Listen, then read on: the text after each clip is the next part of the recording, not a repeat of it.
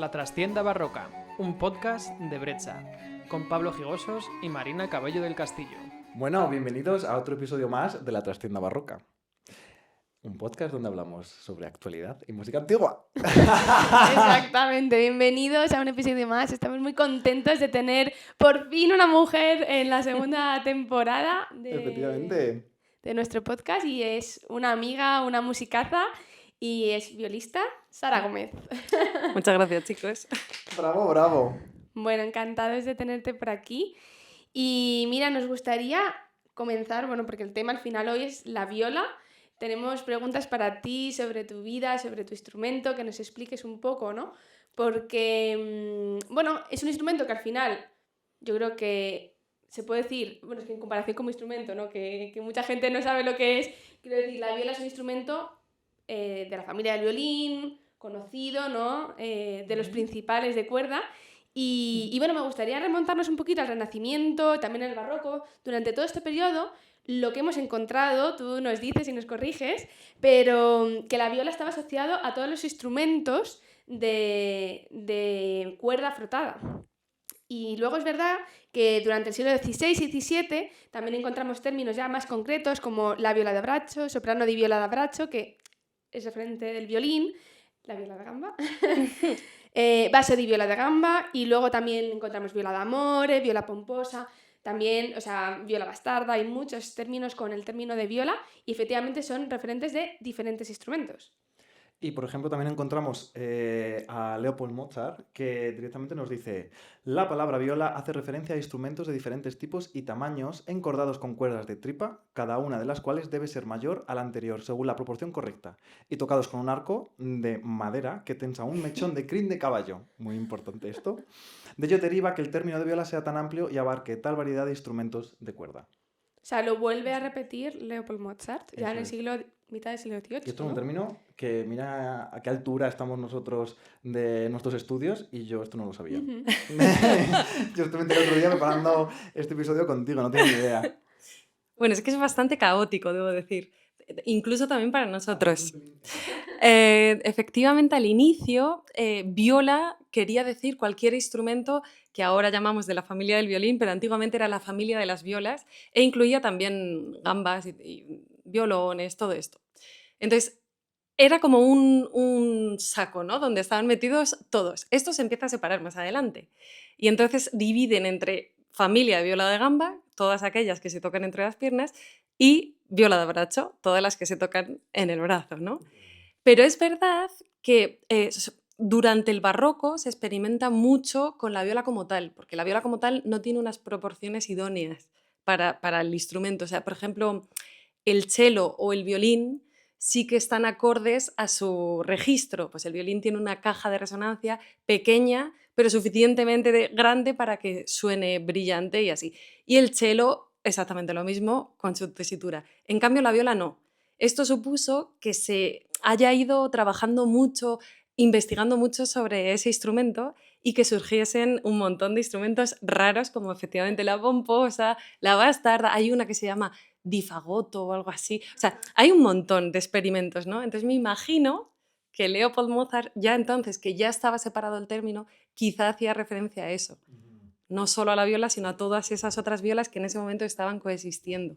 Claro. Yo de hecho me acuerdo que esto me lo explicaron creo que cuando estaba haciendo el superior de moderno y era algo que, o sea, me explotó la cabeza. Porque no era consciente de que, claro, porque si tuviera las condiciones, porque tengo entendido, corrígeme si me equivoco, las proporciones idóneas para que el instrumento sonara en las perfectas condiciones, es un instrumento que sería demasiado grande para un ser humano, ¿no? Entonces es muy incómodo de tocar. Sí, efectivamente es así. Y yo, claro, no tenía ni idea de que esto era así. Claro, al final, o sea, esto es curioso porque a vosotros os pasa con eso y a nosotros nos pasa con la viola de gamba también con los tamaños, que la soprano al final es un poquito más grande que un violín, pero depende, porque hay instrumentos bastante pequeños, lo tocamos entre las piernas y no es tan cómodo de tocar, ¿no? Entonces aquí nos intercambiamos los papeles, ¿no? Claro. Sí.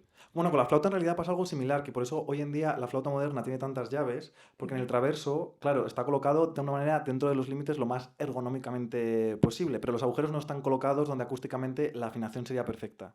Con la flauta moderna esto sí que se puede hacer, porque al haber tantas llaves sí que tienes puesto, colocas tú los dedos en un sitio, pero es que al apretar tapas el agujero que originalmente deberías estar tapando. Claro. Pues por ejemplo, con la flauta moderna, en este aspecto sí que es muchísimo, por ejemplo, la afinación es muchísimo más sencillo, porque los agujeros están hechos donde tienen que estar con respecto a la afinación. Claro, en las violas es bastante curioso porque efectivamente el cuerpo idóneo sería bastante grande. Y bastante grande quiere decir la viola actual, la moderna. Normalmente los violistas estamos entre 41 y 42 centímetros. Por debajo de eso hay violas, de hecho hay violas antiguas porque antes muchos violinistas tocaban la viola, entonces preferían un instrumento más pequeño. Pero por debajo de 41 para nosotros es demasiado pequeño y cuando tocas en las voces más graves, en las cuerdas más graves, no es muy claro el sonido. Entonces, el instrumento como tal sería equivalente a la viola tenor, que existía, además, en el barroco francés se daba. Y es verdad que es un instrumento que a día de hoy sería intocable, sobre todo después del repertorio que ha existido posteriormente, ¿no? Es impensable el concierto de Bartók tocado con una Ya. viola de esas dimensiones. De hecho, muchas veces la tenor se cuelga con un cinturón para tocarlo casi así de manera horizontal, porque o sea, no, así es, no te da el brazo. Claro. Que de hecho, mira, esto era una cosa que queríamos hablar luego después, pero ya que has sacado el tema, Ok. vamos a ello, vamos a ello. Perdón. Que también cuando vi que descubrí este instrumento, aluciné. De eso quería preguntarte que si efectivamente las proporciones de la viola tenor son, digamos, están dentro de los cánones de lo que sería lo idóneo para que el instrumento sonase como debería. ¿Es correcto? Es correcto. Vale. Lo que pasa es que no es práctico para tocar. Ya. Por O- eso desaparece más adelante. Pero, o sea, mi pregunta con la viola tenor, ¿qué utilidad tenía? ¿Tenía un rango mayor? No, es exactamente igual, es una viola, es solo que es más grande y por lo tanto en las cuerdas más graves suena con mayor claridad que una viola más chiquitita. Entonces su utilidad antes era muy lógica porque en el barroco francés la parte intermedia de la orquesta, que actualmente pues, en la orquesta normal que conocemos está violín 1, violín 2, viola y los bajos, ¿no? Cello, contrabajo, etc. En la orquesta barroca francesa los violines eran una voz y luego violín segundo y viola, digamos, que eran un mismo grupo, pero todo lleno de violas. Y ahí había tres voces, la más aguda, una intermedia, que equivale a la viola actual, y una más grande, que es esta, que era interpretada con la viola tenor. Entonces, para esas voces tan graves, este instrumento es fantástico, claro, porque tiene la sonoridad que debería tener el instrumento. Claro. Perdón, os iba a decir, porque os ponemos por aquí alguna imagen Sí. para que sepáis cómo es el instrumento, porque es que, bueno, no sé pronunciar su nombre, pero sé que, por ejemplo, uno de los hermanos Kauken, él tiene varios vídeos en YouTube que está tocando esta viola. Sí, ¿no? ¿O me estoy equivocando? Sí, sí. Lo que pasa es que en muchos casos, por ejemplo en este, se habla del violonchelo de espalda, que yo sinceramente no sé exactamente aún y después de haber estado buscando bastante las diferencias, porque sí que he visto violonchelos de espalda con 5 cuerdas, otros como efectivamente la viola tenor, que es de 4 y se afina como la viola, entonces no sabría decirte muy bien dónde está... Vale. Es que yo eso te quería preguntar justamente lo de la... Porque la descripción que me estabais dando era muy parecida al violonchelo de espalda. De hecho, Sí. a ver si conseguimos encontrar imágenes para que lo podáis ver y también podemos dejar de referencia este vídeo para que Claro. entendáis a lo que nos referimos. Y hablando de esto, perdón, ¿has tocado tú alguna vez este instrumento, algún proyecto con esto? Sí, sí. Cuéntanos, ¿qué tal la experiencia? ¿Cómo fue? Pues interesante. O sea, bueno, se me propuso en la orquesta a ver si podía coger un instrumento y aprender a tocarlo, porque efectivamente íbamos a hacer un proyecto de barroco francés, Charpentier, y se necesitaba una cantidad más amplia de violistas que tocasen ese instrumento. Así que me pasaron una viola tenor y el cinturón. Y me dijeron, bueno, pues apáñate como puedas, Buena porque, suerte. sí, porque tampoco es muy claro. Por ejemplo, cuando la viola tenor se usa para tocar la viola esa central de la que os hablaba, que se llama taille o algo así, mi pronunciación en francés. Nada, aquí lo decimos todo fatal, no te Ok. preocupes. Pues cuando se usa para eso, sí que se toca en posición normal y la viola es un poquito más pequeña, igual de 48, que ya es.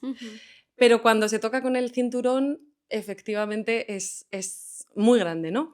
Y nada, y me dieron la viola y dijeron, bueno, pues tú apáñate y a ver qué pasa. Y yo fui probando, probé primero así, porque es donde me siento más fuerte, y me di cuenta que perdía valor, o sea, perdía producción del sonido en las cuerdas más graves. Ujú. Quedaba un poco superficial, ¿no? Un sonido que no era el que yo estaba buscando. Ujú. Y entonces probé a colgármela y efectivamente en los graves, que además van en tripa, no van entorchados, salvo la Vale. última cuerda, todas son en tripa. Entonces la cuerda de sol es enorme. Y ahí sí que podía meterme mejor en la cuerda al tener esta otra posición. Lo único es que tenía que aprender de cero porque Claro. todo cambia. El arco cambia, esta mano cambia, todo. Entonces estuve estudiando bastante con un lumbago horroroso, Ay, pobre. pero funcionó.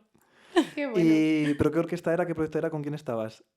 Era la Freiburger, la Ay, qué FBO, sí. guay. Y era un proyecto que para mí fue muy especial porque era mi primera vez con Simon Rattle. ¡Mira! Yo creo que es además un sueño que compartimos todos, el que algún día Simon Rattle nos dirigiese. Hostia, Sí, qué guay, sí, sí. qué bonito. Además, él ama la música de esta época, del barroco francés, lo ama y se nota y fue espectacular. De esos proyectos que duran un mes, pero aún así no hay un momento de tensión, no, o sea, era todo muy, muy amable. Estábamos todos, los violas tenores, estábamos encantadísimos de poder ser 10 violas allí tocando todas Guau. juntas. Guau. Él encantado también. No, bueno, fue Proyecto fue único, especial. ¿no? Sí, sí. Qué bueno. Me estoy dando cuenta que no le hemos preguntado que se presente. Bueno, sí, ahora O sea, es me que, refiero, es cuéntanos que un nos poco. hemos ido un poco Sí, de la sí, historia. iba a decir, para que nos contaras un Sí. poquito también tu trayectoria, de dónde has estudiado, con qué orquestas has estado, o este tipo de cosillas, si quieres. No soy yo muy de hablar de mí, pero ok. Pues soy violista, yo estudié toda mi vida en Madrid, soy madrileña, y luego hice el superior en Barcelona con un maestro que entonces me gustaba mucho, a Champilay. Y estando allí, pues fíjate, es verdad, mira, es verdad que por entonces yo me sentía muy cómoda en el romanticismo y en la música contemporánea, y no tan cómoda en el barroco y en el clasicismo. O sea, de alguna forma, en mi cabeza había un sonido que no acababa de ser capaz de producir. Y entonces, nada, empecé a investigar, conocí a una profesora alemana que me maravilló y que para mí tocaba cada estilo de una manera apropiada y así, y la seguí. Y durante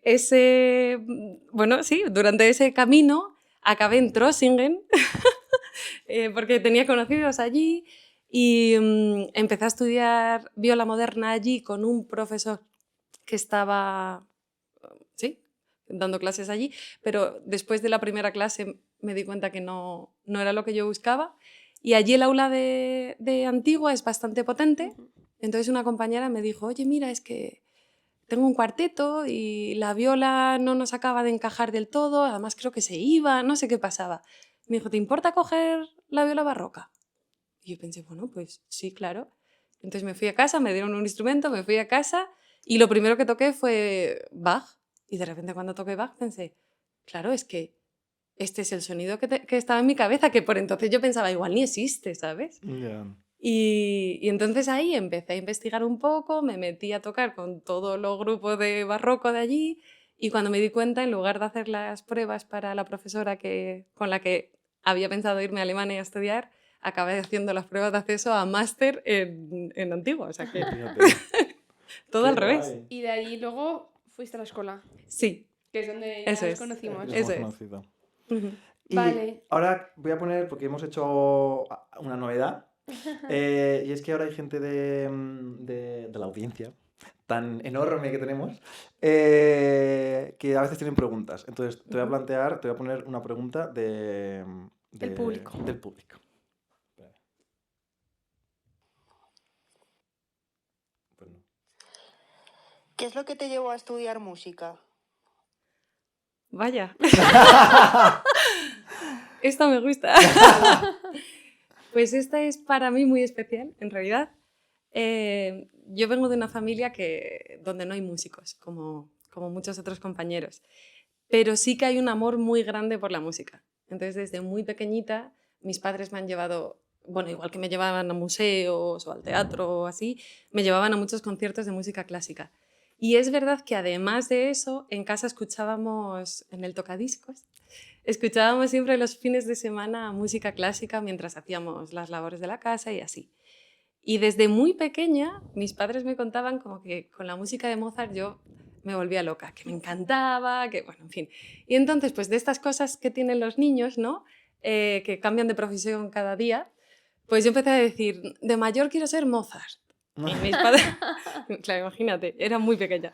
Y mis padres al principio, bueno, sin más, hasta que ya cada día volví a decir, de mayor quiero ser Mozart. Y entonces, en un momento, ellos me dijeron, oye, pues tú sabes que hay escuelas de músicos. Claro, yo me maravillé. Como, ¿de verdad? ¿Pero esto?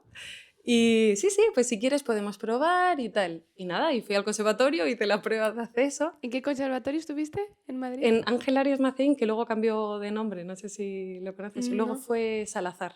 Vale. Sí, No el es centro que- integrado. Sí, claro, estábamos en diferentes. Sí, no. Y nada, y fui a hacer las pruebas de acceso con muchísima ilusión, pero yo no tenía ni idea.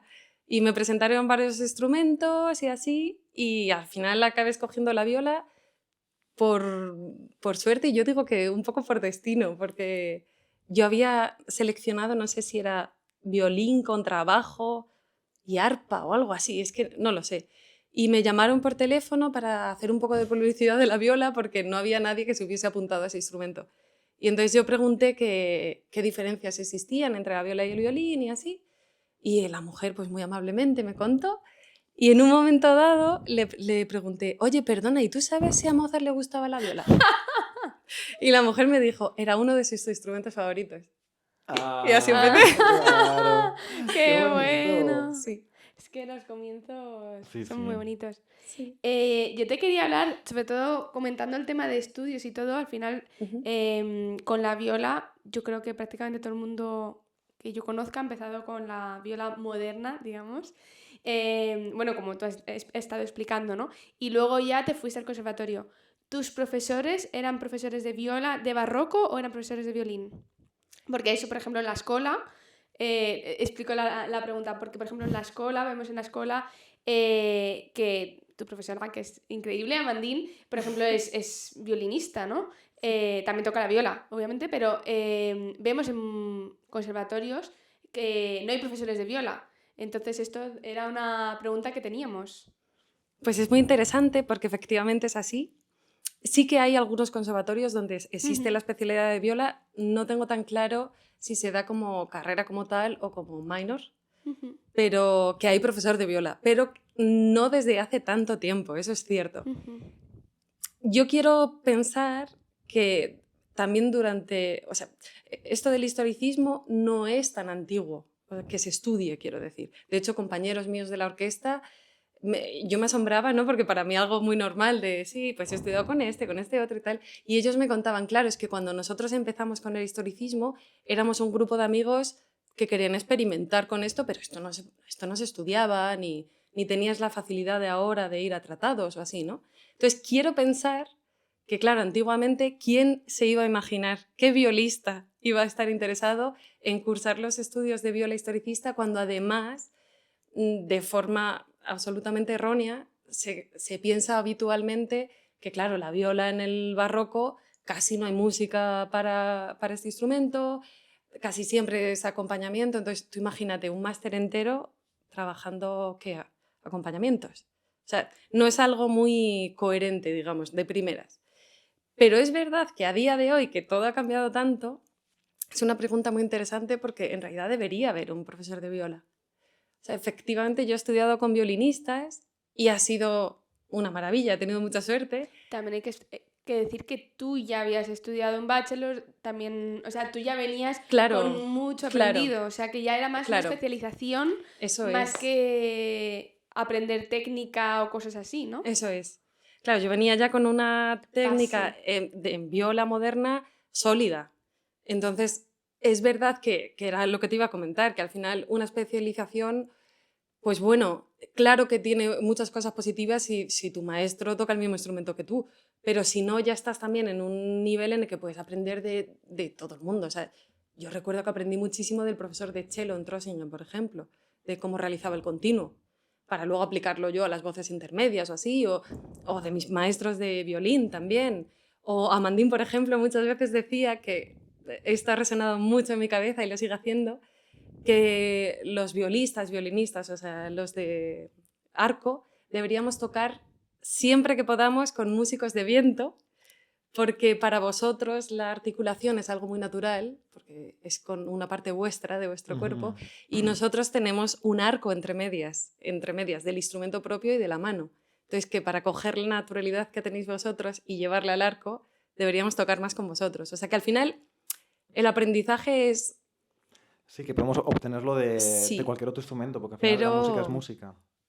Sí, pero es verdad que también durante mis estudios hubo momentos en los que estaba un poco perdida y tuve que investigar por mí misma y me ponía vídeos de orquestas y me fijaba en cómo pasaban el arco los violistas o escuchaba cómo tocaban el continuo en la orquesta para entender cómo yo cuando hago el papel de continuo tenía que tocar o escuchaba cómo tocaban los violinistas sus melodías, o sea que era un poco...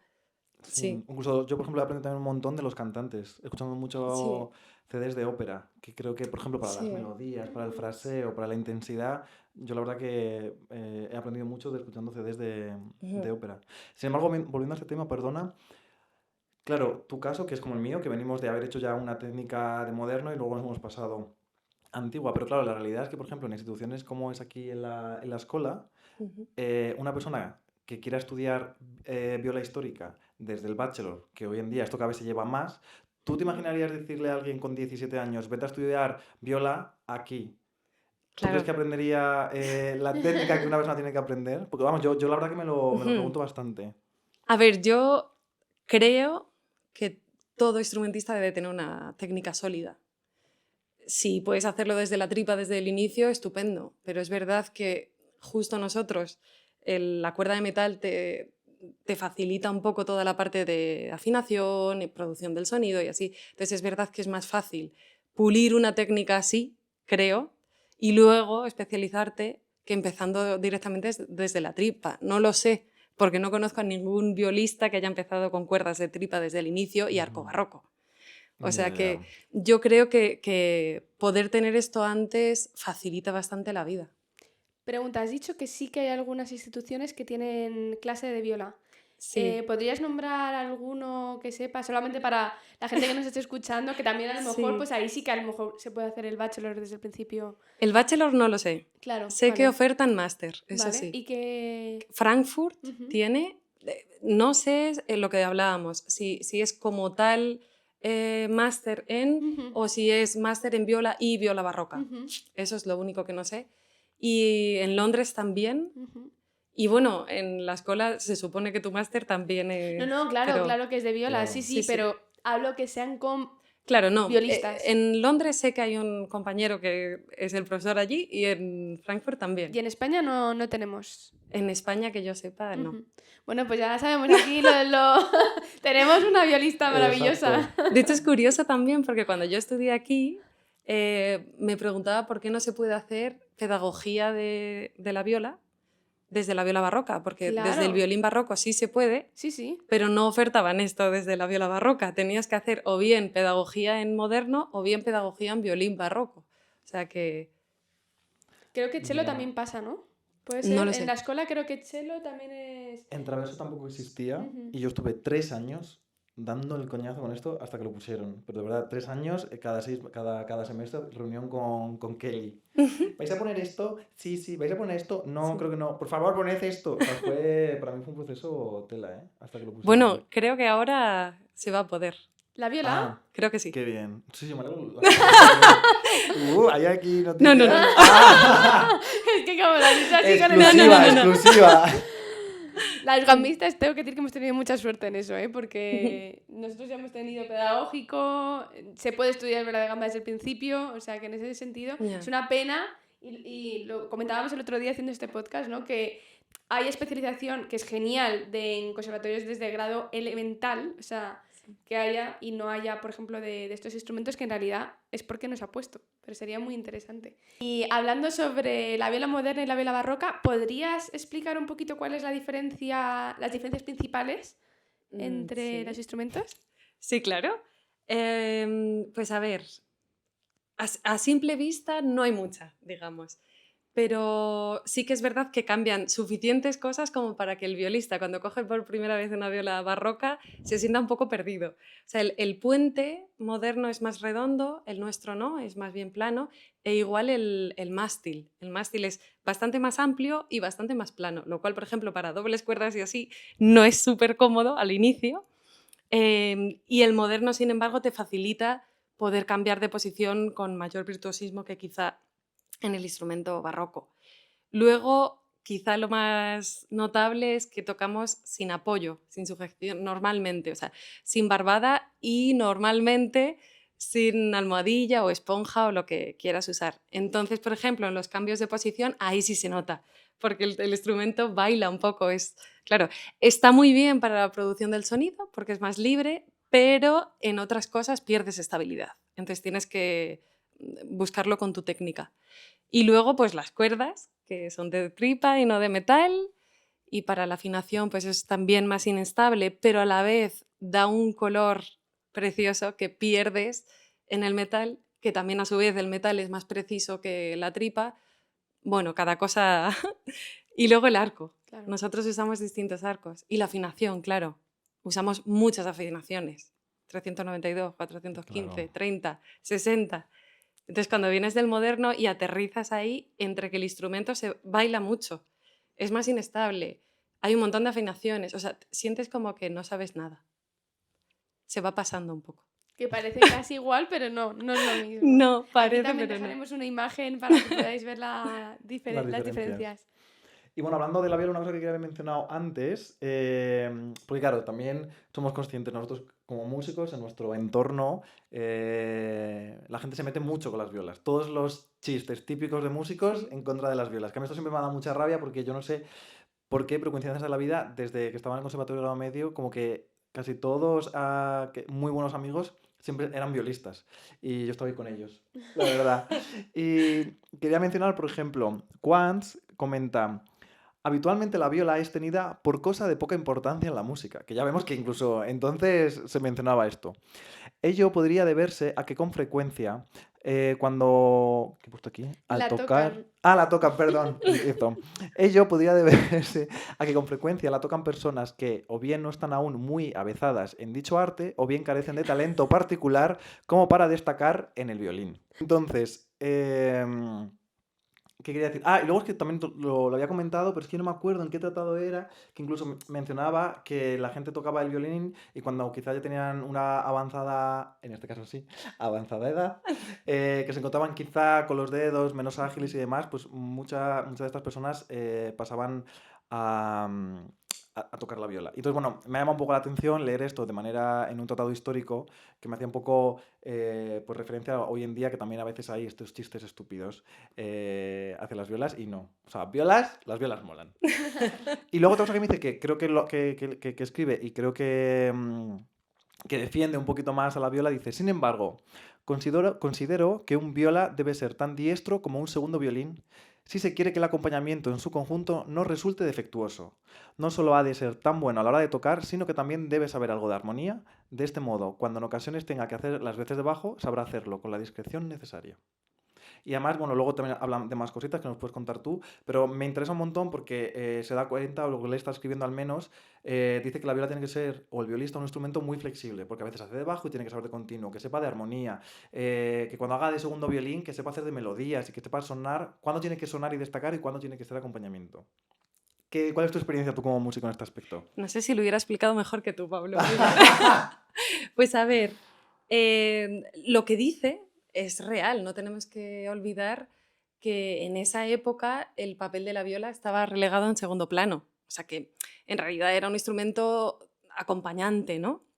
Entonces, las nociones técnicas que necesitas para llevarlo a cabo no eran quizá tan demandantes como lo es en una voz más solista, ¿no? También hay que entender que para entonces todavía la viola no se había emancipado, entonces no tenía esta parte virtuosa que recibirá más adelante. Entonces en esa época no había un violista como tal.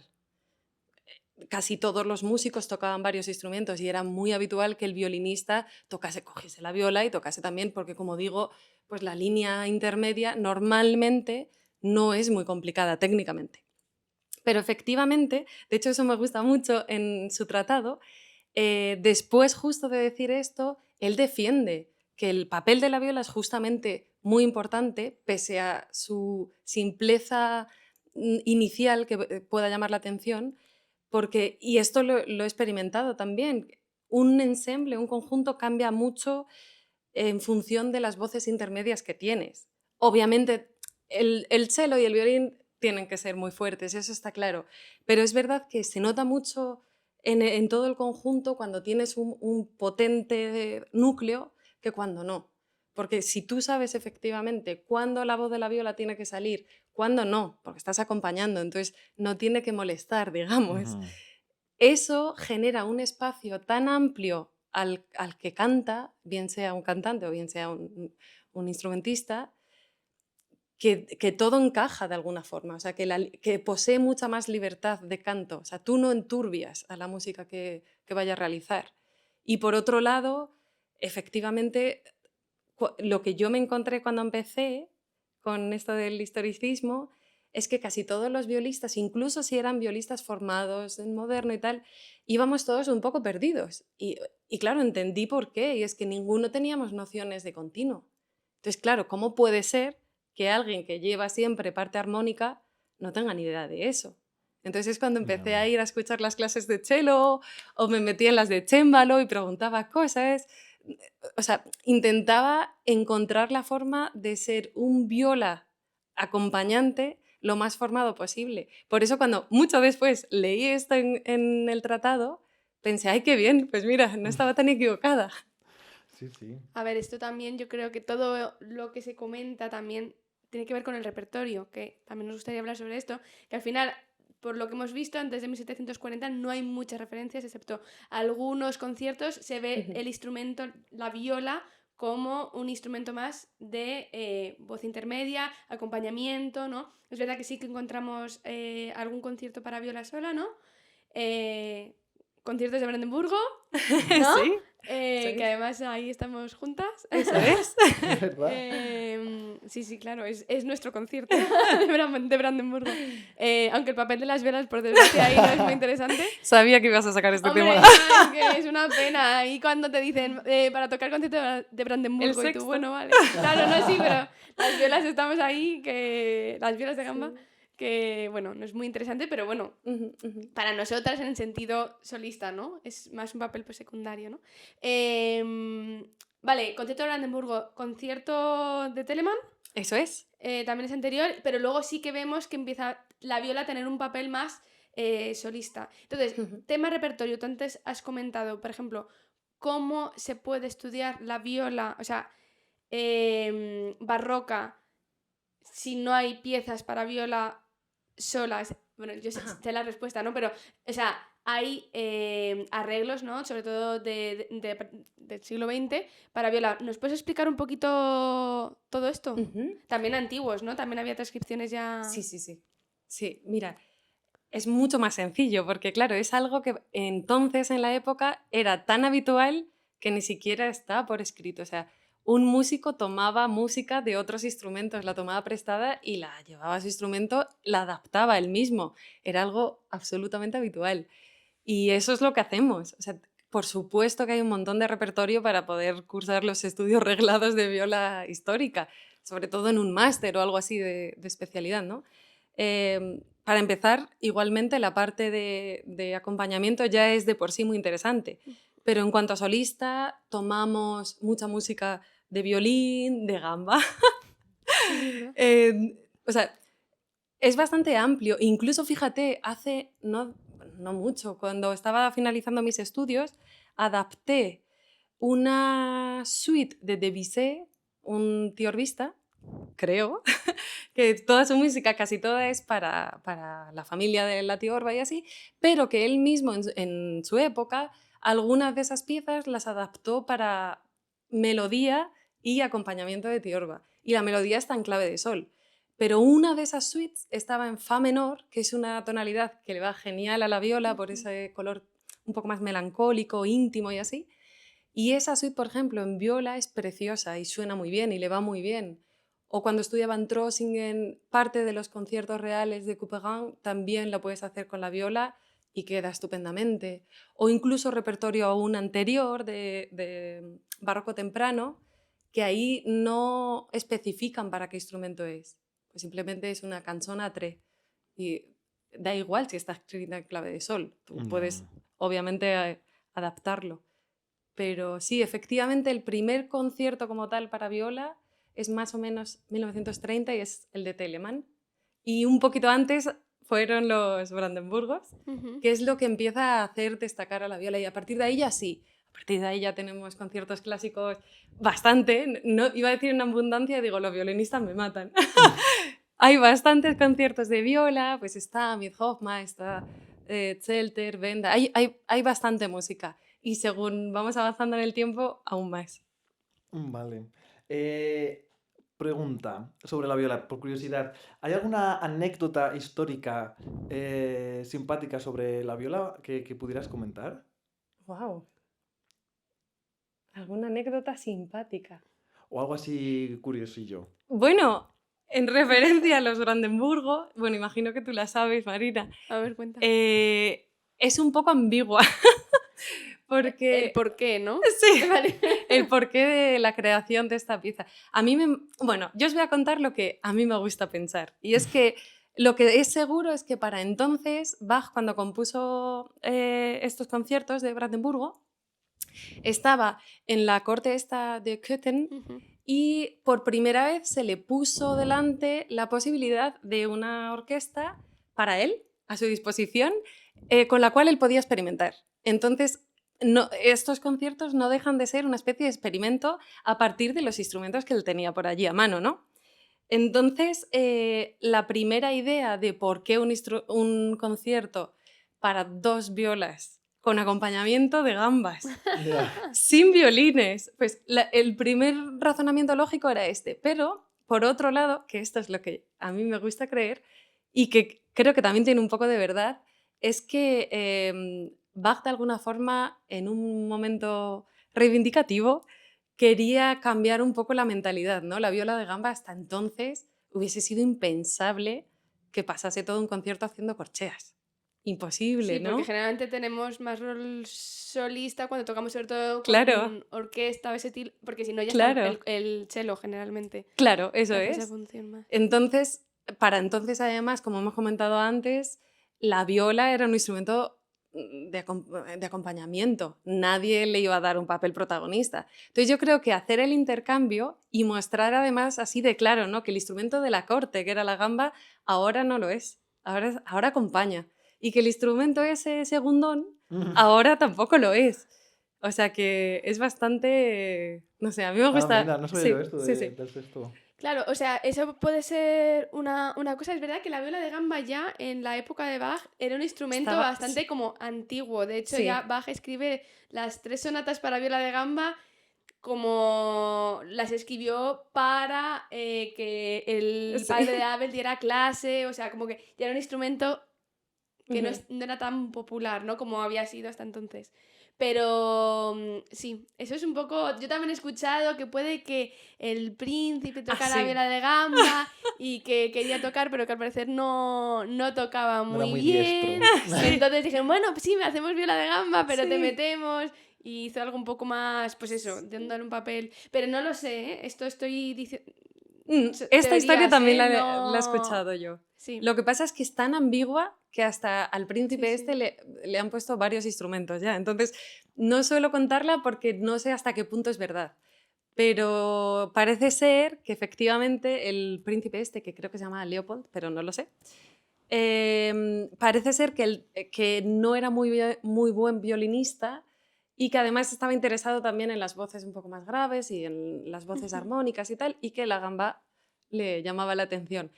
Y que parece ser que Bach, en un aprieto, veía que no iba a estar capacitado de tocar una obra escrita para gamba como se debe y tampoco la parte de violín, y entonces decidió darle, con la excusa de esto de vas a hacer una voz armónica, darle la parte de las Ya. gambas. Que por cierto, parece ser que Bach tocó una de las 2 violas solistas en su Ah, momento. vale. Mira, no sabía Sí. yo esto tampoco. Bueno, no sabía nada de toda esta historia. Pero los conciertos de Brandenburgo son tan bonitos. A ver, una cosa, porque estoy viendo que todavía tenemos que hacer las preguntillas y tu recomendación. Ujú. ¿Te parece si pasamos o sea, preguntamos lo de la viola d'amore? Sí, nos gustaría... Sí, yo creo que ¿Te parece estaría bien? bien. ¿Hacemos esa Simplemente la última pregunta ya. Sí. Si nos podrías explicar un poquito sobre Brevemente. la viola d'amore, que tú también la tocas. Sí. Que yo Lo esto además, intento. perdón, que solo lo decía porque hicimos un proyecto juntos aquí y además yo te había visto en uno de los conciertos, te vi aquí en Basel tocando la viola d'amore, que la verdad que es súper bonito. Así que cuenta. Pues nada, la viola d'amore, la que conocemos ahora, porque si no os tengo que contar también de dónde viene y es muy largo, es un instrumento muy curioso, tiene 14 cuerdas, de las cuales solo se tocan 7, gracias a Dios, que ya son. Y estas 7 son obviamente en tripa, alguna entorchada, pero casi todas son de tripa. Y luego debajo del mástil y justo por debajo del puente hay otras 7 más que son metálicas, muy finas, y que decimos que resuenan por simpatía, Ujú. que quiere decir que cuando la viola está perfectamente afinada, las cuerdas de abajo vibran por sí solas. Y el efecto de la tripa con ese color de resonancia del metal produce un sonido que la verdad para mí es como mágico. Ujú. De hecho, yo creo que era Leopold Mozart, Sí. que dice... ¿Es Leopold?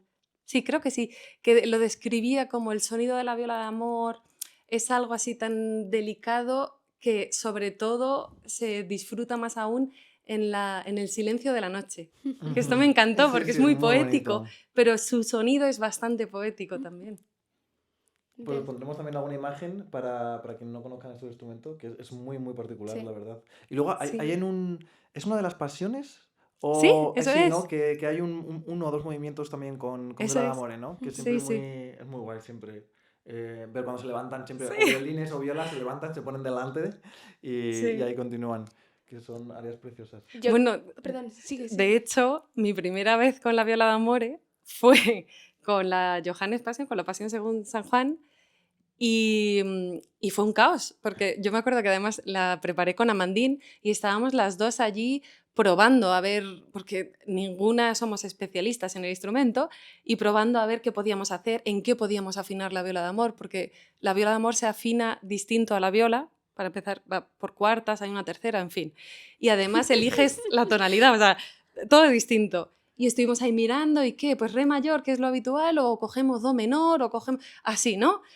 Al final incluso poníamos como colores para saber qué cuerda es, porque al inicio es un Ya. jaleo. Afináis como la vela de gamba, con Sí, cuartas y con una tercera. claro, sí. Y Y con 7 claro, cuerdas. Pues no te reías. Yo diciendo- claro. Me estaba riendo. yo ¿Cuántas entiendo, cuerdas? muy curioso, pero claro, para ti nada curioso. No, bueno, para mí difícil es el lirone, que tiene 15, ¿no? Pero Claro. las 7 las manejo.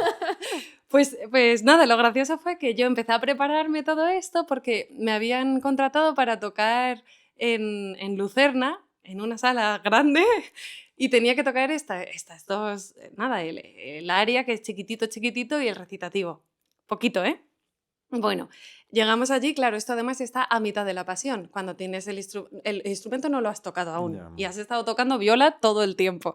Entonces luego tienes que cambiar al otro que nunca está afinado. Ya. Y nos dimos cuenta una vez allí en el escenario que la otra viola de Amore y yo teníamos las violas afinadas en tonalidades distintas, No. lo cual todavía es más complejo porque no podíamos comparar entre nosotras. No pasa nada Ya, Claro. porque cada una escogió la tonalidad que se ajustaba a su voz para dar más resonancia, por esto de lo de las cuerdas de simpatía.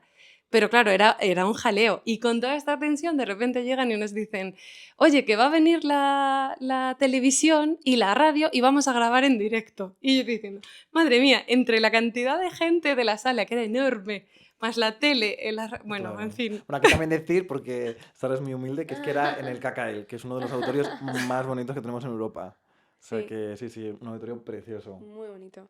Te quería preguntar, ¿los violistas tenéis que tocar por lo general todos estos instrumentos? O sea, ¿es algo que se espera de vosotros o no es tan común tocar? A día de hoy no.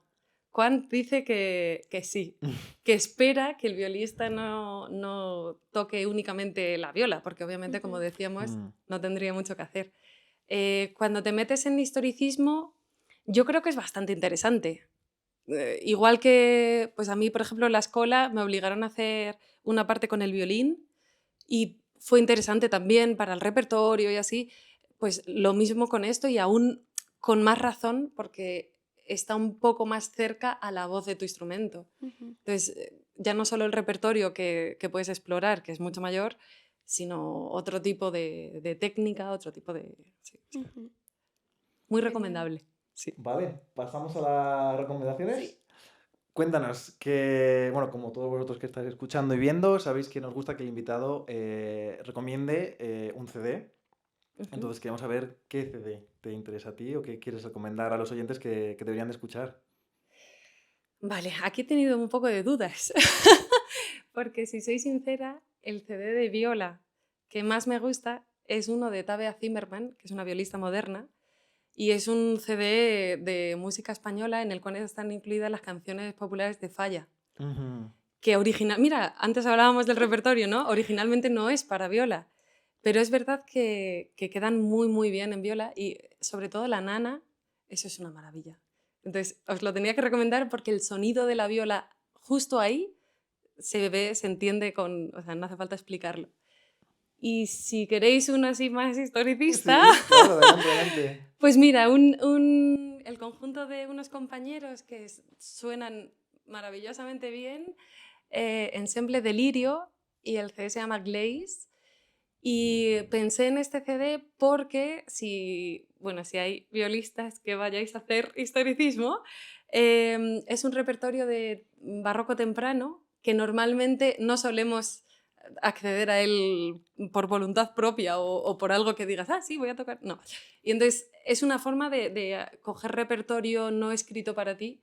Y este CD la verdad es que es muy, muy delicado y muy, muy bello. Qué guay. Genial. Pues aquí lo pondremos, os pondremos los enlaces y lo añadiremos a la playlist de la trastienda barroca. Vale, vamos con las preguntas típicas. Espera, esta la hago yo, porque luego la Oye, otra yo sí que lo hago fatal perdonad, y lo haces vale. bien. ¿queréis un CD de Amore? Ah, venga, Os dale. lo- Dale, dale.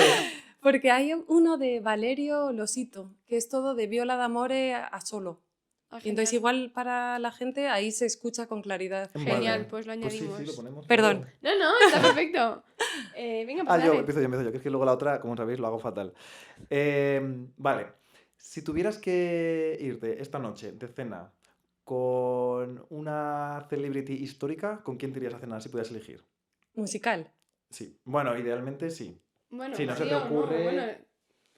eh, Álvaro el otro día nos dio una respuesta que no nos bueno, esperábamos. O sea que tú, sí. No lo sé, vaya pregunta. Yo creo, no sé, quizá con Schubert me iría. Ah, vale. mira, ¿Y ¿y eso por qué? Pues porque me fascina su música de cámara para cuerda, me encantan sus cuartetos y tal y como escribe la línea de la viola, creo que, bueno, él tocaba la viola también. Entonces yo, no sé, siempre me he sentido muy conmovida con las líneas de viola que él escribe. Entonces creo que, además sé que está muy interesado en poesía, en literatura, o sea que yo creo que sería un café bastante interesante. Cena, cena. Ah, Más mejor, largo. mejor, claro. Bueno, si podemos hablar más. Claro. Vale, genial. Y la siguiente pregunta es, que es tan difícil de preguntar, ¿qué escuchas, Sara, cuando nadie te ve? Es decir, ¿cuál es tu guilty pleasure musical? Algo que a lo Ujú. mejor no te conocerías o no dirías. En realidad yo creo que no hay ningún problema en decir lo que escucha uno, ¿no? Pero es verdad que en Claro. nuestro mundo a veces es como tienes que estar siempre escuchando música Ya. histórica o clásica, ¿no? Y si no, ¿qué escuchas? Pues a ver, la verdad es que normalmente estoy en silencio, que Ujú. igual suena un poco extraño, pero no sé, para mí es fabuloso poder salir un poco de la música. No me suelo poner música. Y si me pongo, durante toda mi vida casi siempre he escuchado rock, Dire Straits, un montón, y lo que más he escuchado ha sido música de cantautores. Entonces, Ah. lo que me fascina es ponerme a Serrat un rato y Mira. estoy de buen humor otra vez. Sobre todo los CDs estos a los poetas, pues el de Machado o el de Sí. Hernández, eso es una maravilla. Sí, sí. Genial. Ay, me recuerda a mi madre. Mi madre todos los domingos por la mañana que era Serrat y Sabina. Iba a decir estas cosas, sí, sí, sí. Pero. Vale, genial. Vale, pues nada, muchísimas gracias por haber venido. A Ha vosotros. sido un Ha placer sido enorme. un placer. Muchas gracias, Sara. Muchas gracias a todos también los que estáis por aquí. Y nada, pues nos despedimos. Eso Esperemos es. que os haya gustado mucho. A nosotros nos ha gustado. Sí. Y nos vemos en el siguiente episodio. Sí. Adiós. Chao, chao.